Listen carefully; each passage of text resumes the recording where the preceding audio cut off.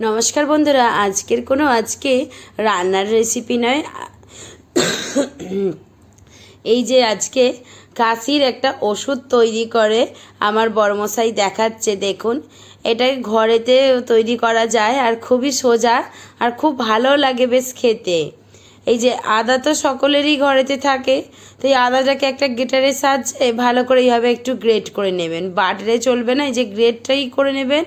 আর এই যে গ্রেট করে যে আদার যে রসটা, সেইটা ভালো নিচুড়ে আমরা আদার চিবেটা অংশটা ফেলে দেবো আর রসটা নেবো।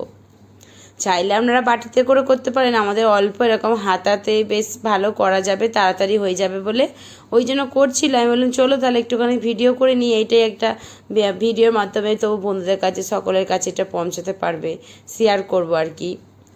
যাই হোক, এই যে দেখুন একটু নয় গরম করে নিতে হবে, গরম করে একটু ঘন টাইপের মতন করে নিতে হবে। এই যে দেখুন একটু ঘন টাইপের মতন করে নিচ্ছে। এখন তো ওয়েদার চেঞ্জ, সর্দি কাশি সকলের ছোট থেকে বড় সবার তো লেগেই রয়েছে। আমাদেরই বাড়িতে আমার মেয়ের হয়েছে খুবই কাশি, তো তাই জন্যই কিন্তু বানাচ্ছে। আর চাইলে আপনারাও বাড়িতে বানিয়ে বাচ্চাদেরকে খাওয়াতে পারেন। একটু গোলমরিচের গুঁড়ো দিয়ে দিয়েছি, এবার দিয়ে দেবো কিন্তু একটু মধু। দেখুন ঠান্ডা হতে কতটা হয়ে গেছে, পুরো একদম ঘন টাইপের মতন হয়ে গেছে। এমনিতে আদার রস একটু ঘন ঘন টাইপের মতন, তারপর একটু জাল দিয়ে নেওয়া হচ্ছে, মানে একটু গরম করে নেওয়া হলো।